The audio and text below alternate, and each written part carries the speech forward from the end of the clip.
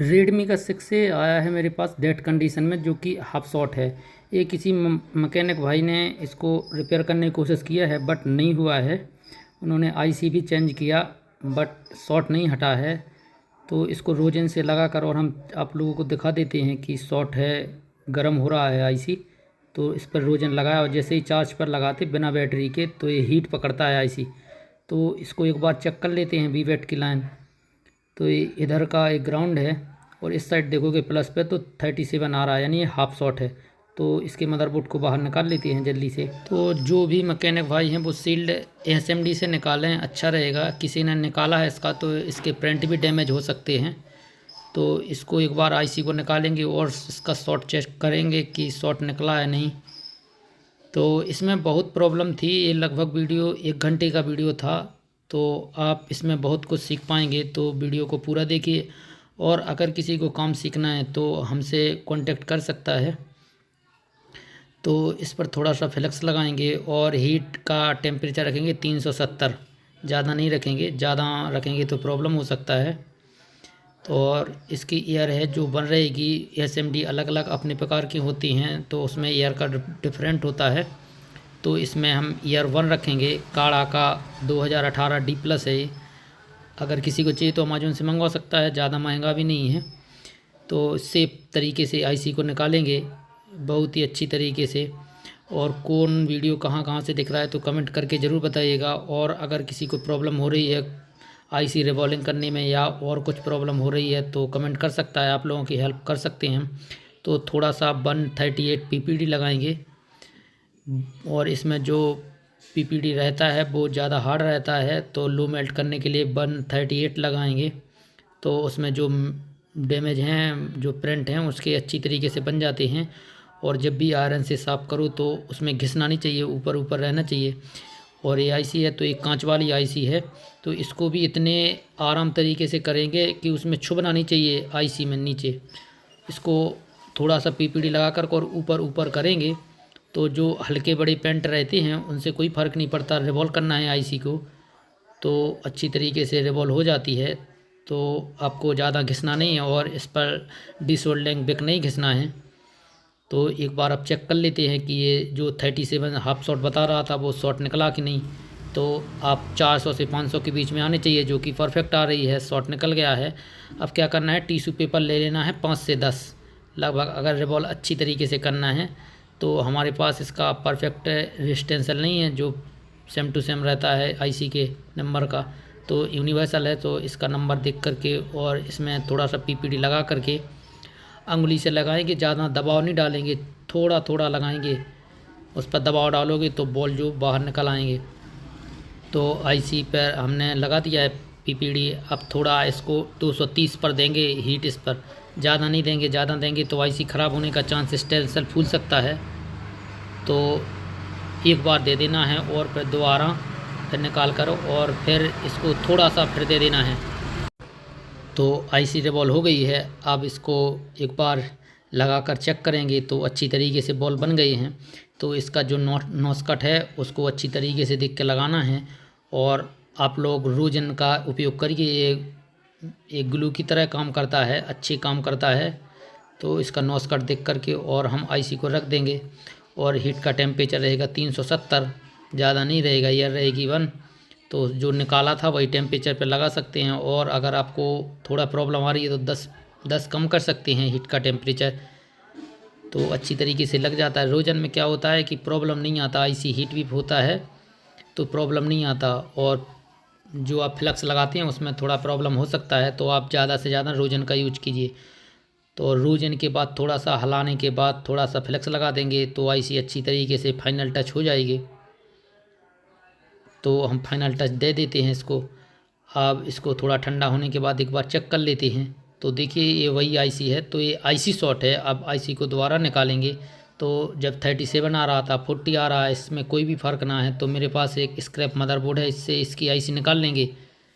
तो 6A का मेरे पास दूसरा है, तो मैं इसकी आईसी है वो निकाल लेता हूँ 350 टेम्परेचर पे। इस पर थोड़ा ज़्यादा टेम्परेचर नहीं डालेंगे क्योंकि ख़राब भी हो सकता है।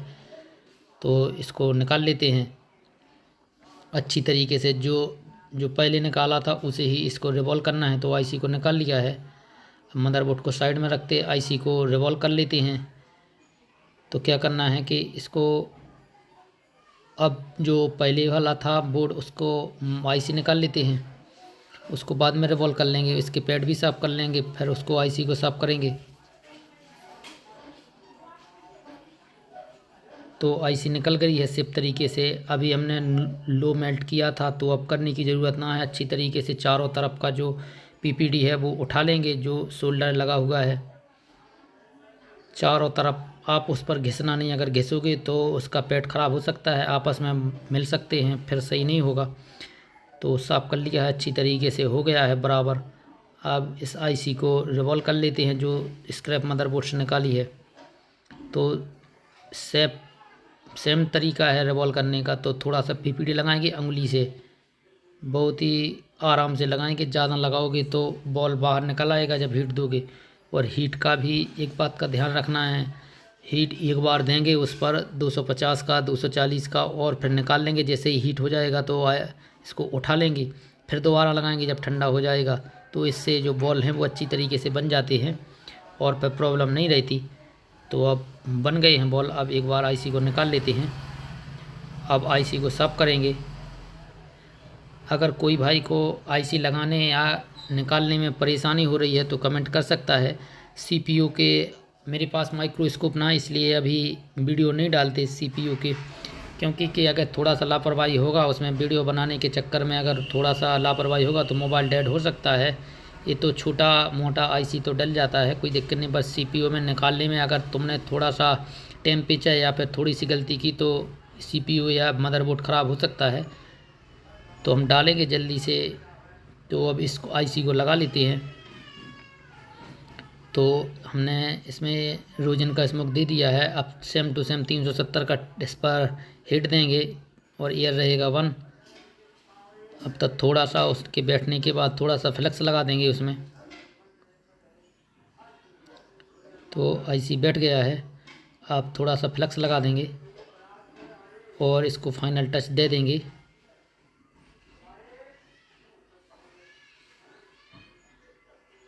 तो हो गया है। अब इसको एक बार चेक कर लेते हैं कि जो शॉट था वो शॉट निकला कि नहीं। अभी जो इसका रजिस्टर रहता है गर्म रहता है तो वैल्यू ज़्यादा रहती है, तो इसको सही आ रहा है 330 के समथिंग आ रहा है। तो इसको 450 के करीब रहना चाहिए था। तो अब ठंडा हो गया है, अब इसका रीडिंग परफेक्ट आ गया होगा। तो एक बार अब चेक करते हैं। तो इसको फिक्स कर लेंगे मदरबोर्ड को। तो एक बार चार्ज पर लगा कर देख लेते हैं।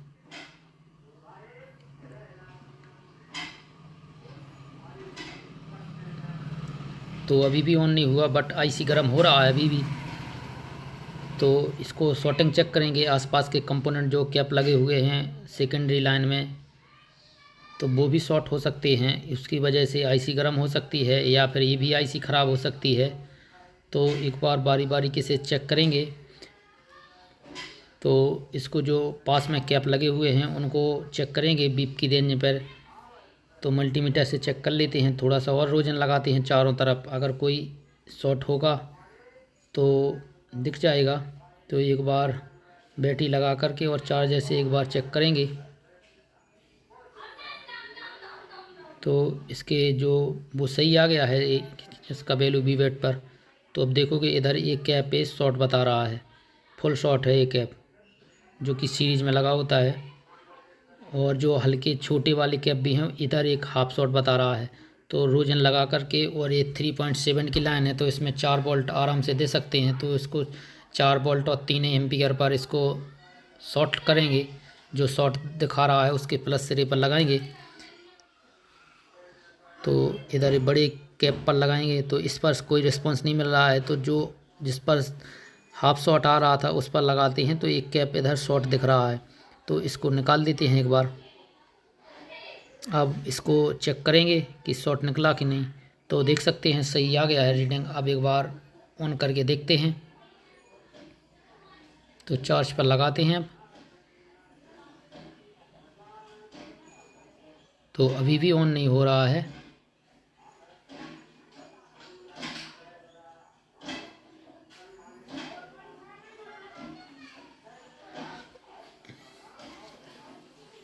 तो एक बार वीवेट की लाइन पर लगाते हैं।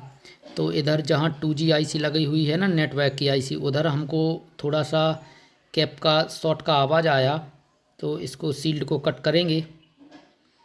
ये वाटर डैमेज है, पहले गिरा होगा तो इसमें प्रॉब्लम आ रहा है, कहीं से भी हो सकता है। तो किसी मैकेनिक भाई ने इसको सही किया होगा तो प्रॉब्लम कहीं और से होगा, तो उन्होंने IC निकाला या फिर इस पर हिट दिया। तो जैसे ही हमने इधर इसको चेक किया तो हमको कहीं शॉर्ट नहीं मिला, कोई भी कैप शॉर्ट नहीं है। जब हमने उसको 4 एम्पियर और जब उसको पहले दिया 3 एम्पियर फिर 4 एम्पियर दिया तो वो शॉर्ट निकल गया होगा, कहीं होगा छोटा सा। तो अब एक बार चेक कर लेते हैं इसको लगा करके।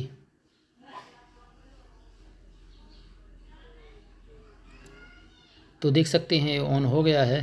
तो वीडियो देखने के लिए बहुत बहुत धन्यवाद। Thank you so much guys. अगर किसी को काम करवाना है तो कुरियर कर सकता है।